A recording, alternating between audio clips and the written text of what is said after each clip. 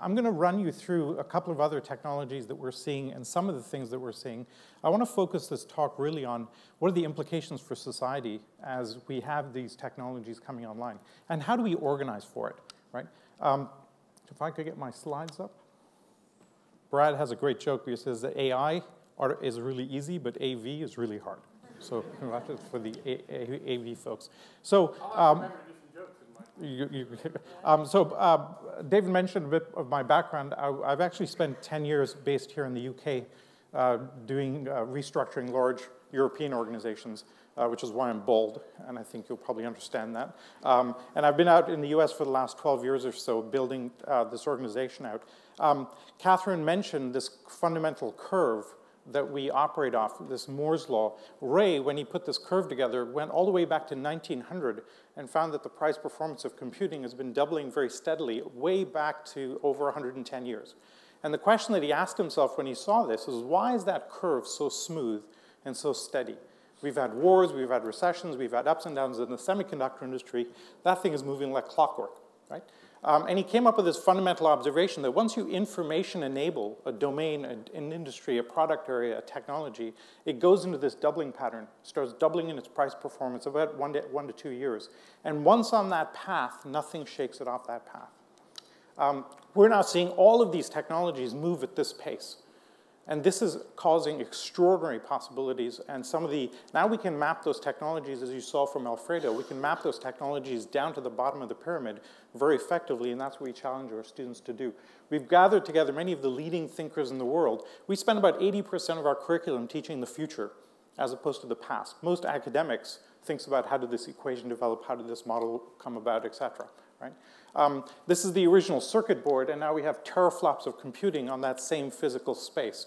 To continue the car analogy that Brad had, if the car industry, if the top speed of a car had increased at the same 40% increase we've seen in desktop computing speeds, a car today would go faster than the speed of light. And so you get some sense of how dramatically we've changed this. And now we're seeing this leach into all sorts of other areas. Artificial intelligence, many of you have seen IBM's Watson computer play Jeopardy, which is a very difficult word game. And what happens, and it's beating the best two Jeopardy, human Jeopardy champions. Literally 5 years ago, people said there was no way this would ever get done. In the same way that 20 years ago, when Kasparov was beaten by Deep Blue, people said there was no way a computer would beat the world's best human at chess. Now there's no human being that can beat a computer at chess. And this is why we need artificial intelligence. We've not had an upgrade to our brain in about 50,000 years, right? It's hardwired to old biases. We have all of these issues with it. We have statistical illiteracy, math illiteracy, we're corruptible, et cetera. And we don't deal well with the complexity of events. We have brain processing limitations. Here are some of the heuristics that we have just in human cognition. And we use artificial intelligence to compensate and mitigate for these heuristics, right? We have sunk cost bias and framing biases and all sorts of things. As we move artificial intelligence into things that move, you saw Brad's talk about the car, we have robotics. You're also familiar with these $20 toy helicopters that all the kids are playing with. 4 years ago, that same capability cost $700. 8 years ago, it wasn't even possible. It was not possible to have that level of miniaturization, the stabilizers, the servo motors. 4 years ago, 700, and now it's 20. When it's $20, it means that many more people can play at it, hack at it, and so on. This is a lab in Zurich that's actually teaching these things to throw a pole back and forth. One is throwing the pole, the other one's calculating in real time and catching it, right? And imagine what happens as we start being able to do this across the board. Today, there are now manufacturing robots, things called Baxter, which are $22,000 and manage an entire assembly line. We've made a prediction that within 10 years, no human being will be doing physical labor. And so forget that just the transportation jobs, manufacturing jobs pretty much across the board will be swept away. The Foxconn plant in China is a 500,000 worker plant that's being replaced by 1 million robots and 20,000 people. And so we're going to see structural unemployment unlike anything else we've ever seen before come down the pike. In biotech and bioinformatics, this is an information-enabled world. 50 years ago, when we discovered the genome, we found that life is actually information-based. In computing, we flip bits on and off. In biology, we have A, T, C, and G, the four molecules of DNA, and assembling that in interesting ways gives us all of the diversity that we have in life and some of the interesting life forms we have here today. Right?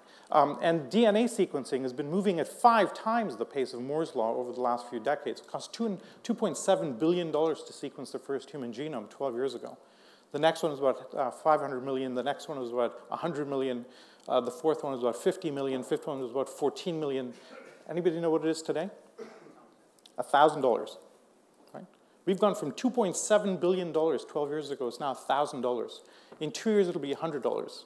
And by the end of the decade, we predict it'll be a penny. It'll be cheaper to sequence your genome than it will be to flush your toilet. Right? And as you flush your toilet, we'll probably sequence everything that goes through there because it will be an interesting and useful thing to do. Sorry about that just before lunch. Now, when you learn a language, you learn how to read, then you do comprehension, then you do writing. We've learned now how to read DNA very well. In fact, no species now needs to go extinct because we can keep the DNA and recreate it at will. Now we're starting to do comprehension. If you have a heart attack, they will give you a blood thinner. And if you have a particular gene, you need a 3 times dosage of this blood thinner. And so you can actually wear a dog tag that says, please make sure I get the right dosage. And as we start to write, now we have teams working on things like the woolly mammoth. We're about 2 to 3 years away from this being real. And teams of college students are getting together to hack DNA in interesting ways. They have a contest called the iGEM competition where they think about how they can do this. So a couple of years ago, the winning team took resveratrol, the cancer-fighting substance in red wine, crossed it with yeast, brewed beer with the yeast, and now have cancer-fighting beer. Right? Interesting thing to do. This team took phosphorus, crossed it with the DNA of a cat. You can now buy a glow-in-the-dark pet. Poor cat's not very happy about it, can't hide anymore. And you may have seen the Kickstarter project of a glowing plant a few weeks ago. That's actually a couple of our alumni doing that. And these have kind of Frankensteinian overtones, but if you could plant trees on the sides of the roads that glowed in the dark, you wouldn't need streetlights. And so some very interesting side applications come to this. This we did as a joke. What if Kodak had really shifted their business model to do something useful? Maybe they'd still be around. The pace of this is unbelievable. This is an open space biohacking lab in Silicon Valley. The girl in the middle there is 8 years old. She's leading the class. Turns out she's really good at synthesizing DNA, holding the pipette the right way. She's showing the adults how to do it.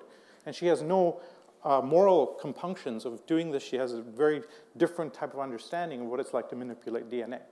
I grew up hacking PCs. The kids today are hacking the internet. I have a 2-year-old. He will be hacking the family dog. Right? How will we deal with that?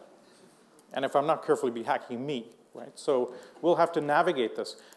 This is an artist who's taking up cigarette butts off the street, and by analyzing the DNA of the cigarette butt, can recreate the face of the person that smoked the cigarette.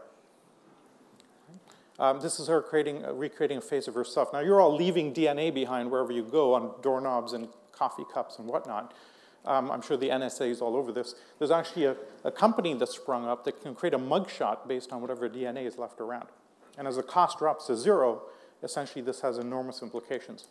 And that's just biotech. This is the inflection point 3 years ago that kicked it all off. We always look for, when we're watching these accelerating technologies, what are the inflection points that trigger things? Craig Venter, who sequenced the first human genome 3 years ago, did this. He sequenced 1 million base pair bacteria, modified it in his computer to his own specifications, synthesized the resulting DNA, replaced the DNA of an existing bacteria. We have, for the first time in the history of the world, a self-replicating life form, and its parent DNA is an email file. Right? That's an inflection point. The world will never be the same again. And we'll have to think about how we handle the regulatory aspects of that, the social aspects of that. So we're seeing that same pace operate across all these things. We're now seeing new business models build on this information basis. Correct. Google 10 years ago was a bit of a joke. Now it's a $300 billion company by essentially manipulating text and a bit of video. Facebook, a $100 billion company by just digitizing our relationships. Groupon, Foursquare attacking the Yellow Pages industry. Right? Thank God somebody's doing that. And as we get into the billions and trillions of sensors out there, we'll see all sorts of new business models, all information-based. We think that most new business models that come around will be based on this information paradigm. And this is why, it's worth touching on why does an information-based environment go into this exponential framework. Some of you are old enough to remember film photography, right? When you operate with film photography, you're operating from a scarcity model. You can only carry so much film around. It costs about $1 or €1 a photograph for the film, the processing costs, et cetera. You frame every shot very carefully. When you move to digital photography, the marginal cost of an extra photograph drops to 0. Right? And now you can take 1 billion more photographs than we do, maybe too many, and now use a different set of metrics. You filter, use socialized, use AI, and so on, and you go from a material substrate to an information substrate. And when you do that, the domain explodes. And now you can apply machine learning and correlation. It's low cost to move and copy it around. And this paradigm is happening across all of these technologies and now across several industries that we see. Solar energy is on this curve. The efficiency of solar cells is now on an exponential curve. It's doubling in its price performance every 22 months. On that pace, we expect solar to hit 100% of world energy supply in about 2.5 decades. And so we're very optimistic on the energy side. It will cause some socioeconomic and global political issues as a result. And these are all great. This is all hidden front page news. Thank you, David, for the great coverage that we got a few weeks ago. Fundamentally, though, we're not set up for this. You know, all of our mechanisms that we use to run the world, our civics, our politics, our legal systems, healthcare, education, all designed for a world a few hundred years ago, not for the world of today. Definitely not for where the world is going. Brad paid you the kind of polite version of the Google car. I'm going to play you a video. This is what it's like to actually ride the Google car. If I could have this video play. A little swearing in this, bear with me. Holy shit. There's no fucking hands on that wheel. Oh my god. What? It's driving itself. All right, you get the general picture. That scream, by the way, that scream is the visceral scream of humanity meeting advanced technology, right? And when you first get into that car and it takes off at high speed and it's driving the obstacle course way faster than you could possibly do it, that's the reaction. You freak out. Right? Now, after about 10 minutes, it's like getting into a lift. You press a button, it takes you to wherever you want to go. But the first reaction is a freak-out reaction. And what's happening around the world is we are freaking out with the advent of all of this technology. This is the Turkish prime minister from a few weeks ago. This is a smart, intelligent, thoughtful guy making a completely ridiculous comment. This is his freak-out moment, right? And now we're seeing demonstrations of the Arab Spring is a result of this gap in information. The younger generation is leveraging information in a way that the older generation can barely conceive of, and that's causing a lot of stress. And that stress is what we're seeing now all over the place. In the US, or pepper spraying the civics, overreacting horribly to certain things happening. Brad has been showing this photograph for about 5 or 6 years. This is the Fourth Amendment, the right to privacy. And he's been warning, Brad was the chairman of the EFF, the Electronic Frontier Foundation, earlier on. For 5 years, we've been showing this photograph saying, hey, the right to privacy is essentially disappearing, right, in the US. Now, I'm Canadian, I don't have an expectation of privacy anyway. But if you're American, that's a pretty fundamental pillar of society that's disappeared with no public discourse about it. And the Constitution is essentially the software that runs the country, and we have no mechanism today to actually update that even, right? And so I'll make another prediction here. With facial recognition and camera software, I'll make the prediction that within 5 years, it will be impossible to lie. So politicians will have an interesting time of it. Some marketers will also have some interesting time of it.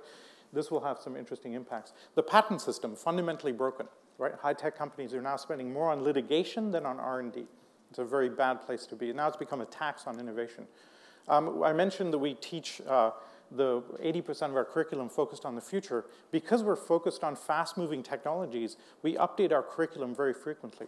Every time we run a program, approximately every 2 months, we convene our faculty and we revisit every lecture. We've had to develop almost a near real-time mechanism to deal with the fast-paced changing technology. The executive program that David came to was about 25% different from the one that was before that one. We found that the content changes about 20 to 25% every 2 months because the pace of change is so dramatic. In biotech, we've had 4 major changes just in the last year, right? And Vinod Khosla, the founder of Sun Microsystems, came and gave a talk about how badly we missed this exponential curve. He went and looked at the growth of mobile phones, which has been an exponential curve over the last 10 years, and he asked the question, what did the mobile industry expert analysts predict would be the growth of mobile phones over the last decade? So in 2002, he looked at Gartner, Forrester, Jupiter, McKinsey's, et cetera, and they predicted 16% year-to-year growth in mobile phones. 2 years later, it had gone up 100%, so they were off by a little bit. In 2004, they predicted 14% collectively, right? Then it doubled again. 2006, they predicted 12%. Then it doubled again. In 2008, unable to comprehend or process the fact that we've had 3 doublings in a row, the prediction was 10%. And then it doubled again, right? Now, how much more wrong can you be from 10% to 100%? And you're the mobile phone industry expert analyst, right? This is not a math error. There's fundamentally something that we're missing here. And he, by the way, not to pick on that industry, he was able to show this happen in oil prices, it happened in network bandwidth. Wherever you have this curve, the experts in the field always project out linearly. Right? And this is a cognitive flaw that we have. We're good. If I take 30 steps, I'll get to the outside the lobby, and you can predict very well in your heads, where am I 1/3 of the way, where am I 2/3 of the way in that progression. If I take 30 doubling steps, 2, 4, 8, 16, and I get to 30, I'm at 1 billion. I'm 26 times around the world, and it's hard to predict where am I 1/3 of the way or 2/3 of the way in that progression. And yet more and more of the world, driven by information, is operating on that dynamic. So when we see an exponential curve, we kind of don't spot it early on. It's moving very, very slow. Then it hits the knee of the curve, all hell breaks loose, and we go, oh, black swan. Right? In fact, you could call us Black Swan University. We're trying to teach people how to spot these patterns. And how do you harness that opportunity? How do you spot where it's going?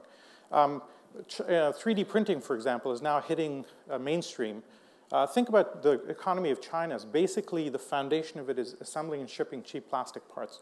What happens when we can do a lot of this at home? Within a few years, the cheapest 3D printer is now, what, $500, dropping in price 50% a year, right? And so we're now going to see macroeconomic implications for this. And the metabolism of the economy is accelerating. It used to take about 20 years to create $1 billion opportunity. Groupon took 18 months to get to $1 billion revenue run rate. I'm sure you saw this last week, Grand Theft Auto, 3 days to get to $1 billion in revenue. 3 days, unbelievable, right? So this is how fast things are just exploding out of the gate. On the flip side, whenever we information enable an industry, all of the intermediaries disappear, and we see a huge deflationary dynamic take place. This is the newspaper business, 10x drop in revenues as Craigslist and other classifieds hit. The music business, same thing, 10x drop in revenues. Netflix streaming video versus DVD rentals. And we're seeing this in the medical or healthcare industry. Vinod Khosla has made a prediction that 80% of what doctors do today will be replaced by technology within 10 years. 80%. You'll hear later from Scanadu, one of our companies that has a whole doctor's office in a little box like that, a whole examination room, right? And so we're seeing this extraordinary thing happen across all of these industries. This is a biotech company that we're working with that is literally using the same approach that solved the Rh negative test. This is a 10-person company. They've got a cure for all superbugs in hospitals, all allergies, and they think this approach will work for curing the common cold. 10-person company, right? And so this democratization is now operating. You have so many tens of millions of people that have access to these technologies that we can do some unbelievable things. Anybody now can basically go innovate something, put it up on Kickstarter, see what happens, and see if there's funding or a market for it. And what we're seeing now from the organizational perspective, certainly for businesses, is that the way we used to build a business, we used to gather an asset or gather a workforce into one organizational unit and then sell access to that workforce or that asset, right? What we're seeing now is this is getting flipped around. We're seeing a whole breed of companies that is literally flipping the model inside out, not acquiring assets, not acquiring a workforce. Airbnb would be a good example of this. How many of you are familiar with Quirky? Quirky is a consumer packaged goods company like Procter & Gamble and so on. It takes P&G about 300 days or so to get an idea into being sold in Boots or in Tesco's or someplace like that. Quirky invents an idea and has it being sold in Walmart in 29 days. And we're looking at about 25 or 30 of these companies that are operating in this new inverted form. And we're finding that they're able to achieve minimum 10x performance levels based on against current competitors. Kaggle is a data scientist company. They've got a social network of 100,000 data scientists. and you can essentially give them a data science problem, and their experts will work on it. Allstate has been working on their claims algorithm for about 80 years. Has the best 50 data scientists in the world, actuaries working on this. When they opened it up to a contest, the Kaggle data scientists beat the Allstate experts within 3 days. And by the time of the end of the contest, which was 10 weeks later, the algorithm was 340% better. This is extraordinary stuff. And this is what we're seeing now, where people are now turning this inside out. And you can take TED was a kind of a standard conference. Chris released the TED Talks, created this scalable model for TEDx events, and now it's a global media brand exploding across the world. We've started to identify what are the attributes of this model, right? Collaborative technologies, small multi-skill teams, often no management structure, no reporting lines, no job descriptions in some of these companies, very self-regulating, radical process reengineering, essentially turning the whole model inside out. Airbnb is about half of the market cap of Hyatt hotels worldwide. Hyatt has 45,000 workers globally. Airbnb is 160. And what's happening with these companies, the marginal cost of supply or demand is going to zero. So for Airbnb to have an extra room that somebody sells because they self-provision on the website, essentially their cost of servicing an extra room drops exactly to zero, and they can scale incredibly as a result.